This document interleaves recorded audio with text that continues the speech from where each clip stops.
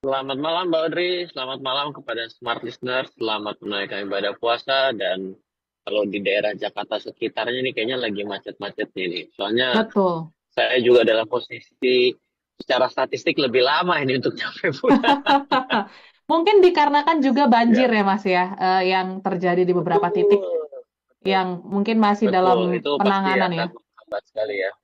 Yes, Betul, dan betul, siap, pastinya betul. kita juga berdoa untuk teman-teman yang mungkin terdampak banjir di beberapa titik, khususnya di Jabodetabek Mhm. ya, juga bisa melewati tantangan ini dengan baik dan juga pastinya bisa cepat pulih lah ya Yes, cuaca dan juga Indonesia kita. Nah, hari ini kita akan membahas tentang iya. Danantara, Mas Ryan, dan juga pengaruhnya seperti Nah, apa. Tapi sebelumnya, seperti biasa kita update dulu dari kondisi pasar seminggu ke belakang seperti apa. Silakan. ya, kita akan coba mulai dari pergerakan harga saham ya di Bursa Efek Indonesia. Pada hari ini saja kita mengalami pelemahan cukup besar ya, 2,14%. Nah, ini biasanya kalau kita ada musibah ya, ada juga suatu event-event eh, yang mungkin seperti efek banjir dan lain sebagainya. Secara statistik walaupun tidak terjadi se-Indonesia, namun memang ada korelasi juga nih. Jadi ikut terkoreksi lah. Satu bisa lihat dari sana ya.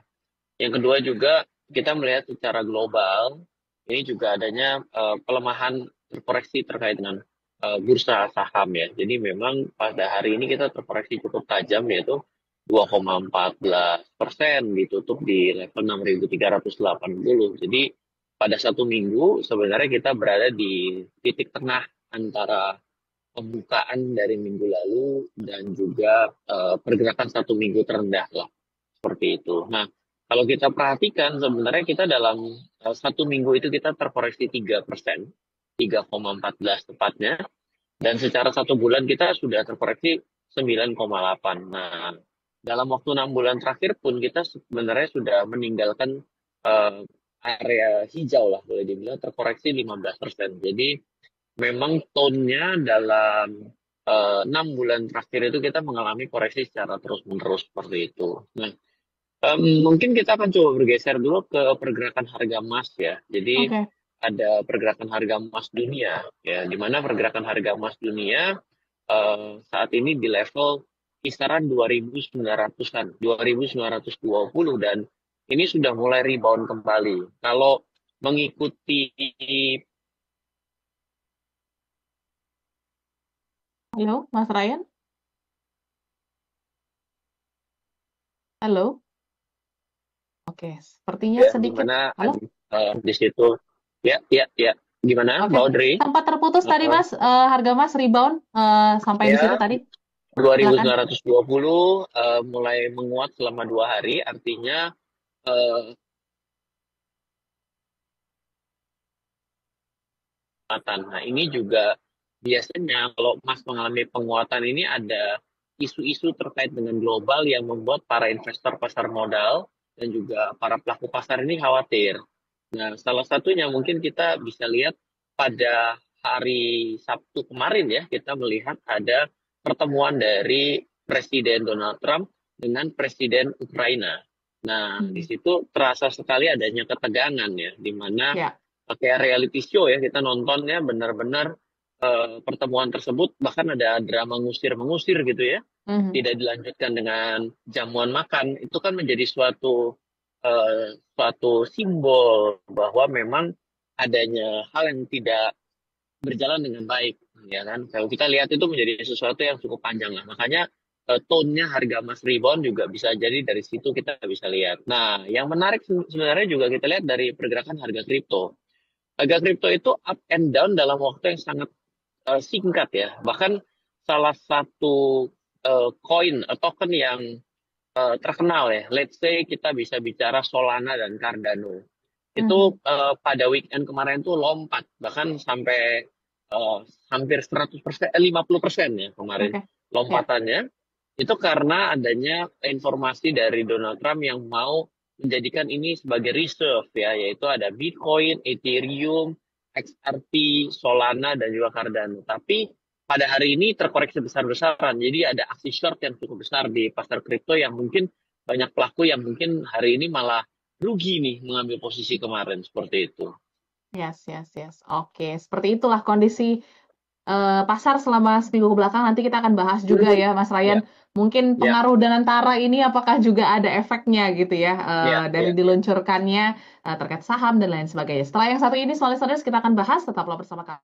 Ini adalah satu gerakan ya, ataupun mungkin terobosan baru ya di pemerintahan Presiden Prabowo Subianto dan juga Gibran Rakabuming Raka, di mana muncullah Danantara.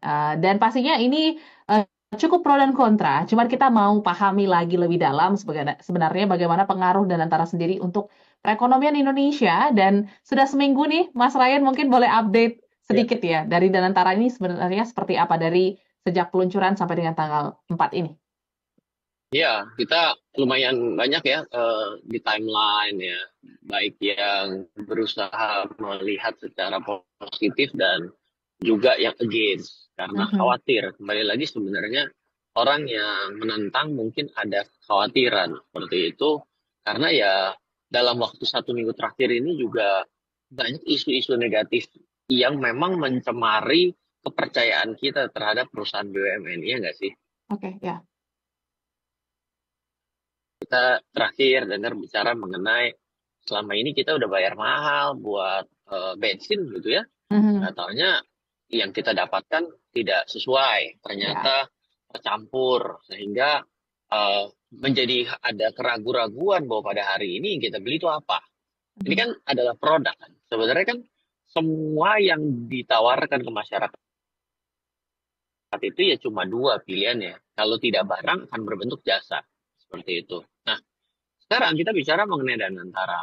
Kalau saya nggak salah, kita pernah bahas mengenai ketika Danantara ini mau diusulkan, mau dicanangkan, itu Ya. kita pernah bahas bahwa ini seperti Temasek di Singapura. Betul. Dan artinya artinya ini adalah mau mengumpulkan yang namanya usaha-usaha pemerintah itu sekarang ada holding paling tingginya.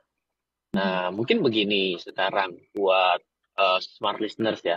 Kalau dibuka nih dari saham-saham yang ada milik BUMN ya. Misalnya kita well known sekali ada yang namanya Bank Rakyat Indonesia, BBRI. Ya. Lalu ada juga BMRI. Kalau Mhm. kita pergi ke Telkom gitu. Nanti kita bisa lihat di situ adalah struktur kepemilikan sahamnya. Nah, makanya disebut badan usaha milik negara karena Mhm. struktur kepemilikan sahamnya itu adalah pemerintahan Republik Indonesia. Oke. Nah, jadi nantinya ketika efektif ini akan mulai dikumpulkan, dikoleksi, maka nanti seperti pemerintah Republik Indonesia itu digantikan sih dengan Danantara ini. Oke. Jadi ibaratnya ada kayak jual beli saham lah, kita bicara seperti itu dulu. Di Hmm. mana ada perusahaan yang milik BUMN itu yang TBK tapi non listed. Ada yang TBK dan listed di pasar modal. Tadi contohnya kayak BBRI, Bank Mandiri, BTN, Hmm. BNI, lalu Telkom, ada lagi grupnya infrastruktur tuh Ya. ya, Waskita dan teman-temannya. Nah, itu semua kalau kita breakdown, lihat dari struktur kepemilikan saham adalah negara Republik Indonesia. Nanti akan diganti secara formal tulisannya itu ada unsur untuk jual belinya secara nggak langsung ya. Itu akan berubah Mhm. menjadi bukan jual beli ya, tapi nanti transfer lah boleh dibilang. Entah metodenya seperti apa nanti kita juga lihat itu akan berubah menjadi Danantara. Nah, kalau kita sebagai pemegang saham retail ya, yang juga memiliki saham-saham tersebut, ada beberapa yang bertanya gitu kepada sudut pandang para pemegang saham ini, mereka mau jual rame-rame Mhm. saham-saham ini. Sebenarnya logikanya itu tidak masuk kalau menurut saya. Mhm. Kenapa? Karena kan sebenarnya akan mengganti ya dari sudut pandang majoritinya atau kepemilikan saham yang berubah dari pemerintahan Republik Indonesia berubah menjadi Danantara. Ya. Lalu mau dijual rame-rame itu kan hubungannya tidak ada hubungan yang jelas di sini. Kenapa? Karena namanya pemegang saham itu kan sebenarnya adalah pemilik perusahaan. di mana pemilik perusahaannya Danantara itu sendiri adalah bagian dari negara, makanya sebenarnya nggak ada hal yang berubah. Tapi yang menarik sebenarnya ketika sebuah perusahaan itu berada di anak usaha dari sebuah usaha induk, maka Hmm, ini yang saya pengen cerita gitu ya. Di negara kita ini menjadi sesuatu yang menarik bahwa bisnis BUMN ini juga di-highlight Pak Erick Thohir pertama kali menjabat. Kalau ya. mungkin pada mengikuti ya. Hmm, Pak Erick Thohir pun bingung kenapa bisnis anak usaha BUMN ini kok banyak banyak yang banget. sama. Banyak Ya, banget sih nggak apa-apa. bersinggungan. Ya. Yang sama gitu. Artinya Mhm. kenapa? Contoh ya, ada yang bikin developer properti. Ya. Yang lain bikin developer properti. Yang Mhm. repotnya adalah developer properti sesama tapi sebelahan. Berarti kan terjadi kompetisi satu dengan yang lain. Betul. Dimana kalau kompetisi, ya akan ada yang menang dan kalah. Hmm. Dan yang mana yang menang, yang kalah tetap saja yang rugi adalah ya Ah, negara Republik Indonesia ya, kalau ada yang kalah. ya. Ini kan kalau kita, ini bukannya kita dengan sudut pandang yang berbeda-beda ya, tapi dengan sudut pandang kita semangatnya mengikuti Undang-Undang Dasar Mhm. 1945, harusnya adalah yang menjadi usaha BUMN itu kan yang menyangkut hajat hidup orang banyak untuk kesejahteraan masyarakat Republik Indonesia. Tapi berakhir sebenarnya memang aneh. Ya, jadi saya mau coba ambil capture dulu di bagian itu bahwa Danantara itu sebenarnya kalau mau digambarkan itu adalah mengganti nama dari kepemilikan saham dari yang sudah ada di masyarakat untuk perusahaan TBK ini, yang selama ini adalah negara Republik Indonesia, itu ada perubahan di situ. Nah, Hmm. tapi apakah ada perubahan signifikan dari sudut pandang kita sebagai pemilik saham yang retail? Ya, selama ini nggak ribut tuh ketika kita beli saham BMRI dan ternyata di situ kepemilikan sahamnya adalah pemerintah Republik Indonesia, nggak pernah ribut. Terus sekarang tinggal tiba-tiba mau dijual, sebenarnya nggak ada hubungan dengan bisnis BMRI akan kenapa-napa ketika ini dijadikan satu. Hmm. Tapi kalau kita mau coba ambil satu alasan saja, ketika kita usahanya itu adalah anak usaha, ya kita bicara secara profesional, Yes. ada nggak sih sebuah usaha di sektor swasta yang anak usahanya satu dengan yang lain saling mengkanibal? Wah. Bisnisnya sama, ya kan? Bangun sama, tapi dua Aha. bisnis yang berbeda. Mestinya kan jadi saling menjadi anak dong, Betul.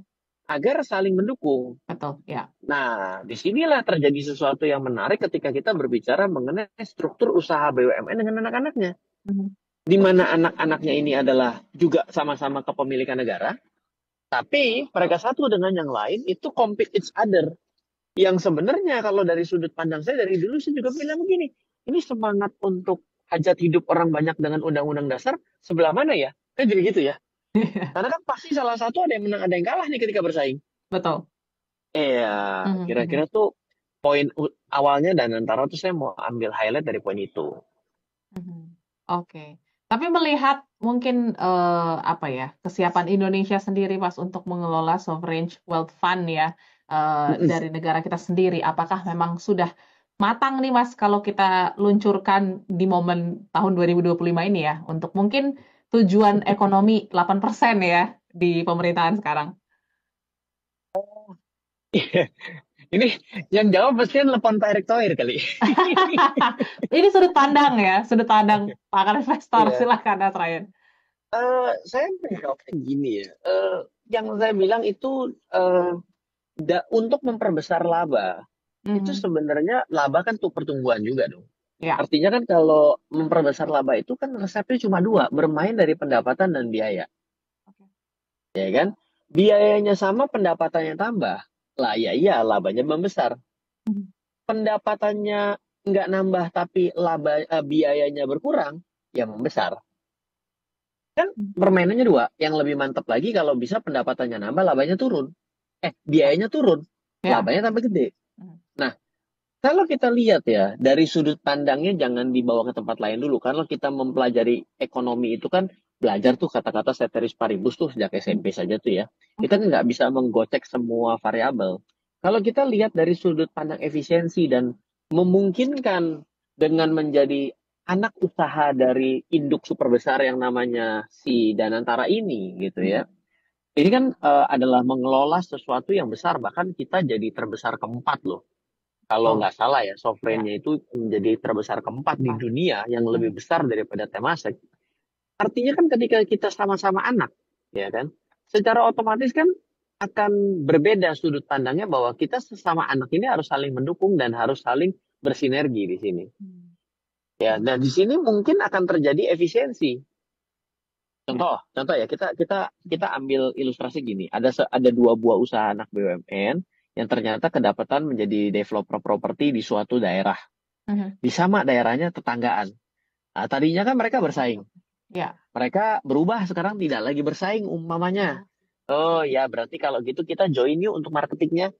Ya. Jadi lebih efisien. Gimana kalau sekarang kita kalau bangun sama-sama? Berarti kan kalau beli batu bata satu sekarang batu bata jadi beli dua, berarti kan lebih banyak nih grosirannya. Mhm. Berarti kan Mhm. otomatis kan bisa lebih murah, misalnya begitu. Nah itu Efisien. kan mungkin pendapatannya tidak bisa diotak-atik umpama karena kita Ya. melihat banyak sekali yang hari ini bilang bahwa yang namanya bisnis itu lagi lesu. Ya, tapi dari zamannya film Dono Kasino Indro juga bisnis lagi lesu pada saat itu. Ya, itu cuma alasan aja. Bukan artinya bisnis saya lagi bagus. Nggak begitu cara Mhm. berpikirnya. Tapi sebenarnya itu adalah suatu cara berpikir yang memang kita ini mau mencari pembenaran saja atas kesulitan kita hari. Oke. Ya, tapi artinya adalah dengan sudut pandang yang kita tidak gocek kemana-mana, kita bicaranya hanya dalam sudut pandang efisiensi dan biaya. Saya sih melihat itu nggak salah. Hmm. Saya nggak melihat itu adalah hal yang salah dong. Coba dari tadi saya ceritakan. Bukan saya mau menggeser ini menjadi suatu paradigma saya bahwa ini adalah suatu hal yang benar ya. Tapi Ya. coba kita pikirkan dulu, ini adalah cara berpikir yang idealisnya. Mhm. Ya itu kira-kira Mbak. Oke, kita tahan lagi ya Mas ya untuk sesi yang Ya, berikutnya terkait dengan bagaimana sebenarnya landasan ya dan antara dimunculkan ataupun diluncurkan di Indonesia dan kita akan memahami lagi cara kerjanya gitu ya. Mungkin banyak Mas yang sempat heboh banget di sosial media dan di beragam platform gitu ya bahwa ini muncul Danantara terus tiba-tiba saham nih cukup bergoncang. Nah, apakah memang Danantara punya apa ya kekuatan sebesar itu ataupun mungkin kekhawatiran ya sehingga menyebabkan kemarin beberapa saham tuh yang mungkin BUMN gitu ya ini juga fluktuatif Mas Ryan. ya kalau dari saya sih sebenarnya penurunan kemarin mau dihubung-hubungkan dengan Danantara sih, menurut saya ya bisa aja sih, karena Hmm. ada kekhawatiran orang dengan ya sesuatu yang terjadi perubahan sesuatu di luar daripada kondisi yang ideal itu kan berarti dalam kondisi yang tidak nyaman ya. Ya. Kondisi yang tidak nyaman itu kan menimbulkan kekhawatiran. Karena Hmm. kan belum tentu ketidaknyamanan itu berakhir dengan hal yang buruk kan belum tentu juga. Betul. Satu ke sana. Tapi kan kalau kita perhatikan sebenarnya dari laporan keuangan yang dirilis juga memang dalam posisi tidak begitu perform yang baik lah, tidak memiliki perform yang baik di 2000, bukan di 2025 loh. Tapi Hmm. kan adalah perform yang kurang baik di tahun 2024 dan kita memang melewati 2024 penuh dengan sesuatu yang up and down lah boleh dibilang ya. Apalagi dalam sudut pandang em, lembaga jasa keuangan sendiri, kita juga melihat sangat banyak hal yang terjadi di 2024. Mungkin kita nggak bilang secara aspek bank ya, tapi kita banyak mendengar secara umum dari lembaga jasa keuangan ini banyak tantangan ya. Kalau dari bank sendiri naik turunnya suku bunga, pasti juga ada bicara mengenai non-performing loan ataupun gagal bayar. Mhm. Lalu juga kita lihat bahwa seperti fintech ya, kemarin Ya. banyak sekali masalah-masalah yang ada di fintech dan juga Mhm.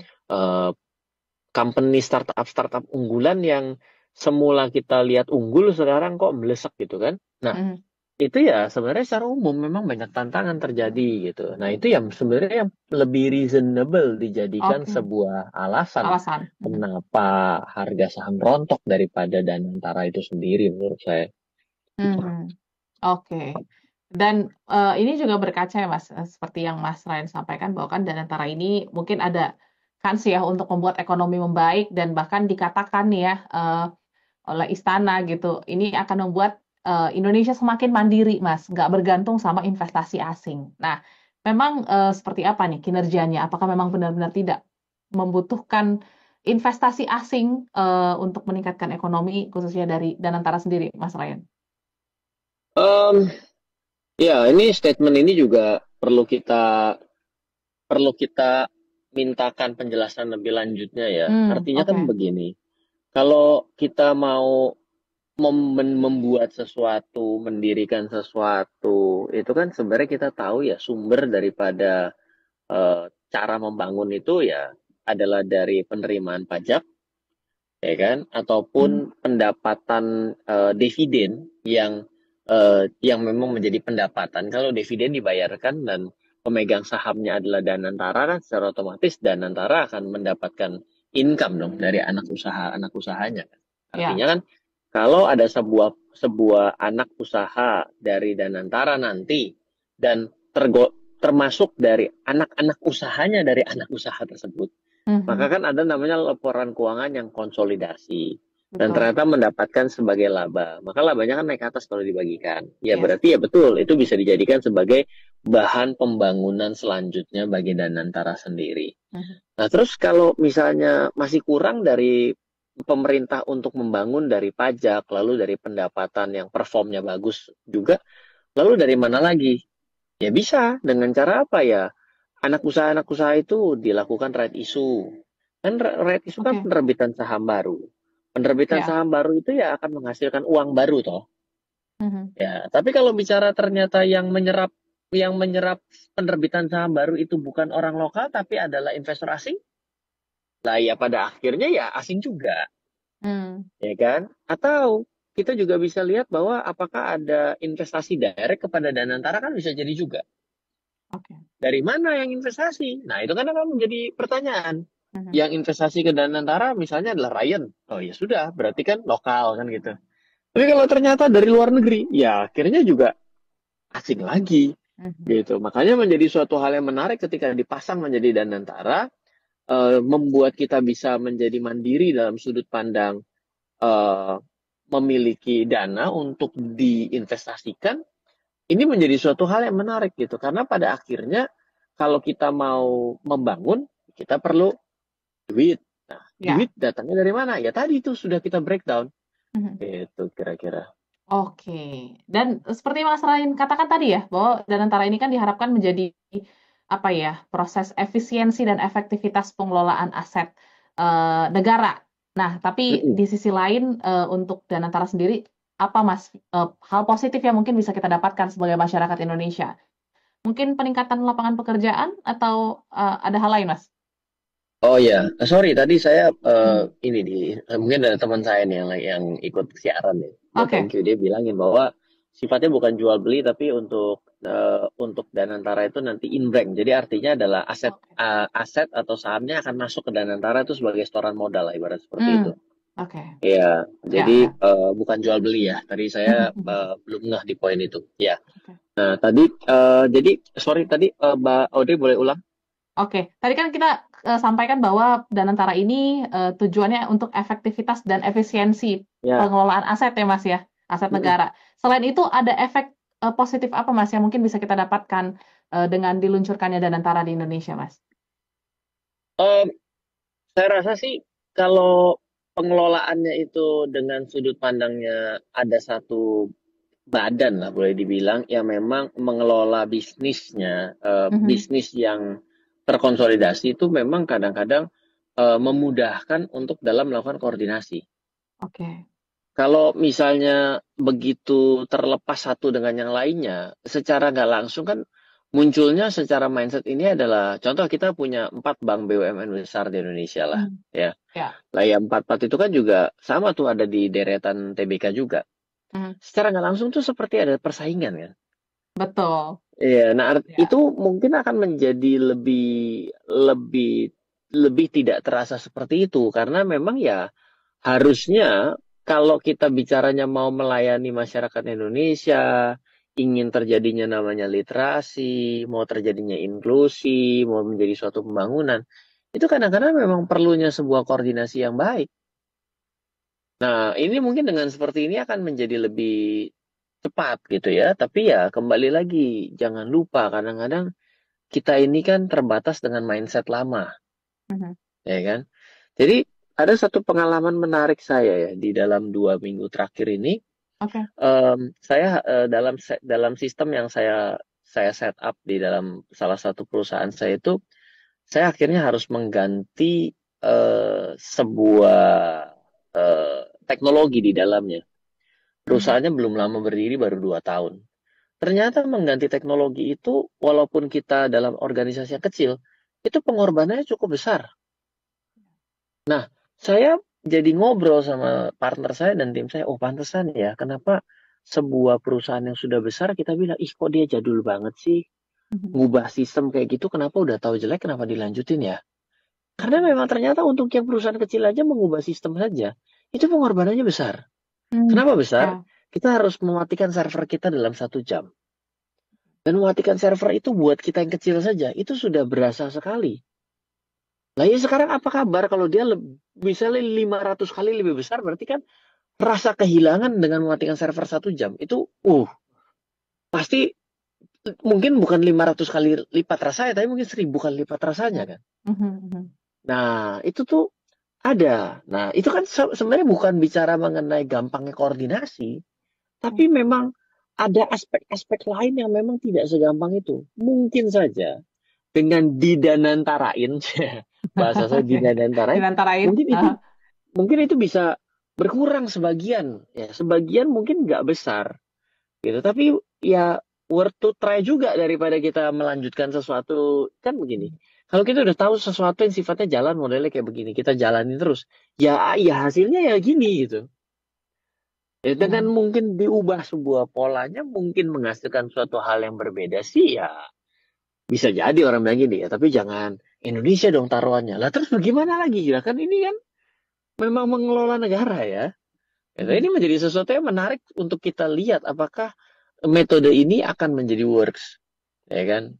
Yang kita repot adalah kita nggak bisa tahu apakah ketika tidak works apa akan menjadi di spin off balik gitu. Nah itu kita Mhm. nggak tahu juga nih. Ya. Gitu. Oke, oke. Setelah ini kita bahas, Mas. Ini ada pertanyaan yang masuk dari Bapak Sugeng yang ada di Banjarmasin. Ya, Sebenarnya saya setengah-setengah nih, positive thinking sama negative thinking ya. Karena negative ya. thinking karena dari sisi pengawasan, Mas Ryan. Mungkin boleh dijelaskan seperti apa sih sebenarnya pengawasan yang tepat, atau boleh compare sama negara-negara lain sebenarnya pengawasan sovereign wealth fund Mm-mm. seperti Danantara ini tuh seperti apa seharusnya ya? Setelah yang satu ini ya Ya. Mas Ryan, negara-negara lain ya Mas yang sudah punya SWF itu seperti apa sih sebenarnya pengawasannya, dan seharusnya Indonesia melakukan pengawasannya seperti apa? Mas Ryan silakan. Ya, kalau kemarin saya juga sempat dapat ya highlight ya bahwa Mhm. wah kalau Danantara ini nggak bisa diaudit BPK terus ya apa kabar kan gitu ya. Betul. Berarti dia bakal jadi sesuatu yang anti audit. Sebenarnya ya secara logika ya kalau sebuah bisnis lah ya boleh sebagai holding ya. Ini kan super holding ya. Mhm. Ya kalau bicara mengenai super holding lah ya masa tidak akan bisa menampilkan ketransparan, itu akan menjadi sesuatu yang nggak bisa kita nggak bisa menjadi sesuatu yang baik. Karena apa? Karena kan transparansi di dalam dunia bisnis gitu itu menjadi sesuatu yang sangat perlu kan gitu ya. Ya. Nah, memang yang paling penting itu kita mesti coba lihat ya dari kesuksesan sendiri, em, yang dari tetangga kita ya. Bahkan Mhm. kayak Temasek saja itu pun juga ini loh apa memiliki banyak bisnis dan berinvestasi di perusahaan di Indonesia. Apakah smart listeners tahu gitu ya? Itu Ya. ada beberapa yang kita juga eh, well known lah ya boleh dibilang untuk bisa menjadi pemegang saham di listed company di Indonesia.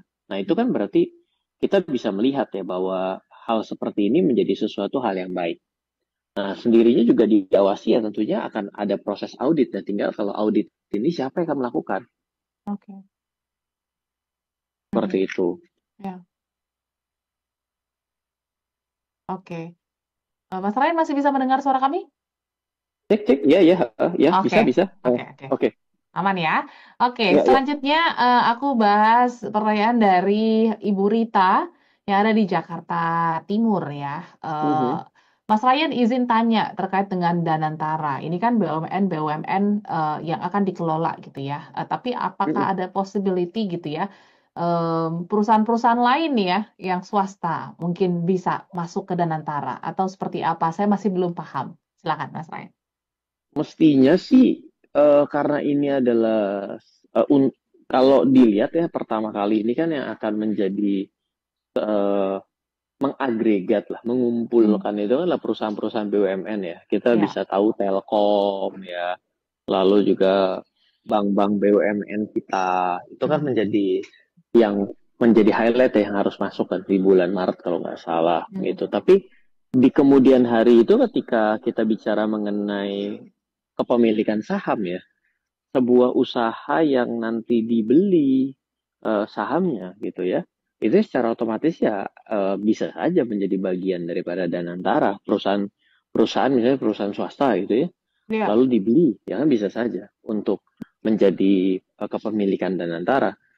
Sama kayak kita eh, Indosat ya, itu Oke. eh, punyanya Temasek loh, dari Hmm, Singapura loh. ya, ya.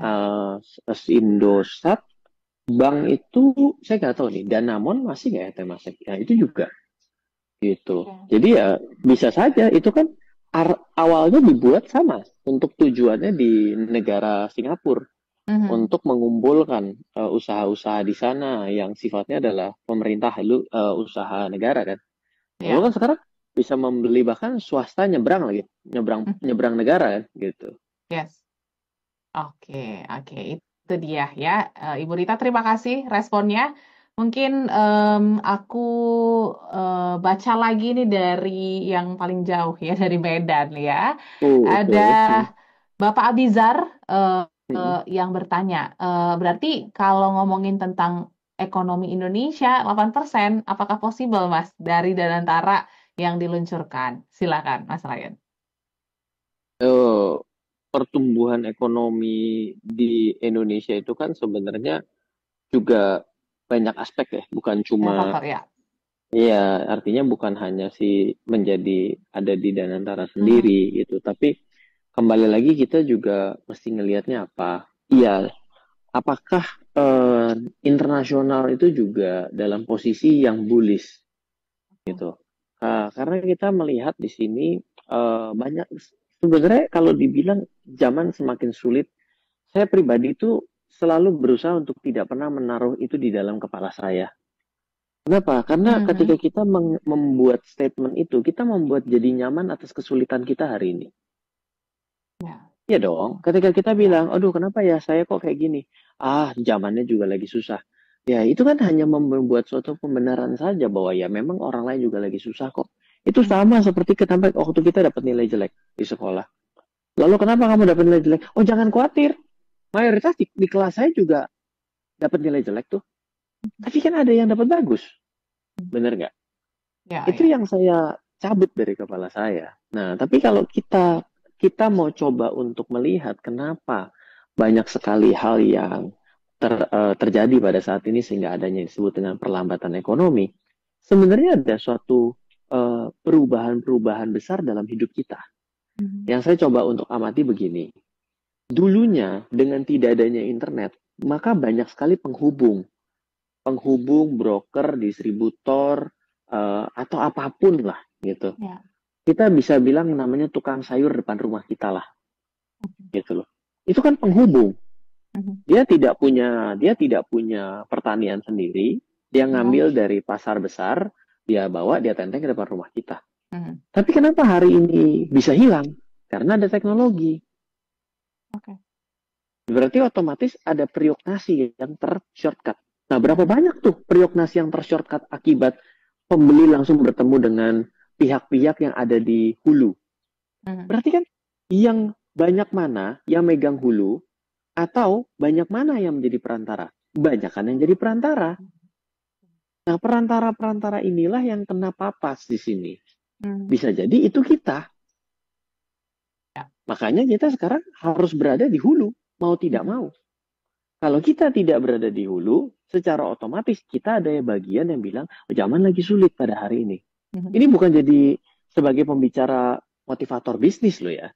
Yes. Tapi kita melihat di sini sudut pandangnya bahwa kita berada di fase ini. Dan ya artinya pertumbuhan ekonomi itu sejauh mana kita sadar bahwa kita tidak bisa lagi menjadi calo only gitu loh. Orang makanya selalu bilang, orang yang tidak memiliki skill, berarti ya cuma omong doang, lah ya selesai sudah. Karena apa? Skillnya tidak ada selain ngomong. Secara otomatis ya, berarti dia tidak memiliki suatu hal yang barang yang dia bisa mulai dari hulu. Dia sudah ada di elemen kesekian. Nah, itu akan menjadi sesuatu yang sulit di sini. Gitu. Jadi kalau kita mau bagian dari Danantara itu adalah, yes betul, itu ada mendukung pertumbuhan ekonomi. Oke. Kita bisa, pada akhirnya kita juga tahu pertumbuhan ekonomi itu adalah, namanya pertumbuhan itu kan adalah government spending, ya kan, ditambah konsumsi, ditambah investasi, ditambah ekspor kurang impor. Itu kan sudah jelas. Itulah yang kita bisa lihat ada pertumbuhan atau tidak di negara kita. Nah, ini bagaimana caranya agar kita itu juga bisa membayar pajak lebih banyak nih. Tapi ini bukannya artinya saya seperti mewakili Bu Sri Mulyani gitu ya. Tapi kan pertumbuhan membayar pajak dari perusahaan-perusahaan yang besar itu otomatis kan akan menyebabkan adanya suatu elemen kondisi yang disebut bertumbuh kan. Nah, di sini kita menjadi suatu tantangan. Kalau kita tidak mau mikirin pajak, ya kita menjadi suatu tantangan buat diri kita sendiri dulu. Nah, bagaimana nih kok sekarang bisnis menjadi lebih sulit? Sebenarnya bukan menjadi lebih sulit, tapi posisi kita pada saat itu bicara apakah kita benar sudah di hulu. Atau ternyata kita memang bagian yang terkena di tengah. Kalau dalam bahasa Prof. Renal itu adalah disruption ya kan. Pada waktu itu kita masih agak bingung, nih kata-kata ini datangnya dari mana gitu kan. Ya, itulah kenapa ya, karena ada hal yang berubah. Hari ini contoh sederhana, semua orang bisa broadcast yourself. Dulu kalau kita punya radio, nomor 1 frekuensi radio, televisi frekuensi televisi nomor 1. Sekarang siapapun bisa bikin podcast. Jangankan Anda smart FM juga perlu struggling walaupun sudah berada di dalam posisi memiliki frekuensi, right? Ayo, betul apa salah? Oh, betul. Nah, itu kan hulu-hulu loh, kurang hulu apa lagi? Ya. Gitu loh. Karena sekarang siapapun kuenya akan terbagi dengan yang bisa melakukan secara mandiri. Gitu. Setuju. Terima kasih pertanyaannya Pak Abizar ya tadi di Medan ya. Oke, mungkin untuk menyimpulkan ya Mas, mungkin boleh juga sampaikan kita sebagai masyarakat Indonesia ya harus melihat Danantara ini seperti apa dan bagaimana kita harus bersikap, karena mungkin banyak juga ketakutan dari investor-investor ya. Kemarin sempat ada gerakan untuk tarik uang dari Himbara karena masuk Danantara dan lain sebagainya. Nah itu kita harus luruskan seperti apa perilaku ataupun hal yang bisa kita lakukan sebagai masyarakat Indonesia, Mas Rakyat. Silakan. Iya, kalau bank itu isinya tuh adalah bisnis duit, artinya menyimpan dan meminjamkan. Ya. Artinya kalau kita itu mau narik dari Himbara, jangankan Himbara, bank manapun kalau ditarik duitnya dalam satu waktu dia akan kesulitan likuiditas. Itu bukan cara menyelesaikan cara berpikir yang teknologinya itu tidak primitif, itu sangat primitif. Itu bukan memperbaiki keadaan negara kita. Kalau masih cinta, ya tapi kan repot sekarang, pergi aja dulu, traveling aja dulu, jangan pulang dulu, ya silahkan juga nggak apa-apa. Itu kan hidup adalah pilihan, ya kan. Tapi kalau kita bicara, kita sudah melewati fase mengenai akhirnya semua anak usaha BUMN juga terasa bisnisnya membosankan kalau menurut saya. Bisnisnya kembali lagi era booming properti, semua bikin sama-sama jadi pengembang properti. Nah, jadi artinya mereka sendiri akhirnya juga bergelut satu dengan yang lain. Ada juga bank anak usaha Himbara pada saat itu, ya, bikinnya namanya bla bla bla Bank Agro. Nggak ada portofolio perkebunannya sama sekali untuk pinjemin duit. Kan akhirnya jadi hal yang aneh, bener nggak sih? Betul. Nah, itu kan berarti sama gini loh. Kita bicara masalah namanya kalau ada di negara kita, reksadana infrastruktur. Isinya adalah bukan satu pun untuk menginvestasikan untuk infrastruktur. Apa jadi lucu apa enggak sih? Ya kalau di OJK menjadi pelanggaran hal itu gitu. Tapi ini jadi jalan dan berlangsung. Apakah itu menjadi sesuatu yang sudah benar adanya? Jelas nggak benar, tapi ada. semoga dengan adanya sebuah perubahan itu kan biasa kalau berubah kan tiba-tiba ada konsekuensi tidak nikmat. Ya mungkin ada perbaikan. Semoga ada perbaikan ya. Mari kita lihat ke depannya. Moga-moga lah bisa ada sesuatu new things lah dari adanya Danantara ini. Amin. Itu juga yang mungkin menjadi harapan kita masyarakat Indonesia. Tapi mungkin wajar ya jika mungkin masyarakat Indonesia kritis ya mungkin ini bentuk sayangnya. Tapi sama-sama kita kawal, kita ikuti ya Mas Ryan ya. Semoga Danantara ini bisa menjadi SWF yang sesuai dengan keinginan dan tujuan diciptakannya di Indonesia. So thank you Mas Ryan sudah memberikan insight yang jelas, clear gitu ya terkait dengan Danantara. Begitu juga semua listeners, terima kasih sudah menyimak. Dan pastinya kita akan ketemu minggu depan dengan topik-topik menarik. Mau request topik juga boleh di 0812 11 12 959. Kami pamit semua listeners, sampai jumpa dan selamat lanjutkan aktivitas Anda.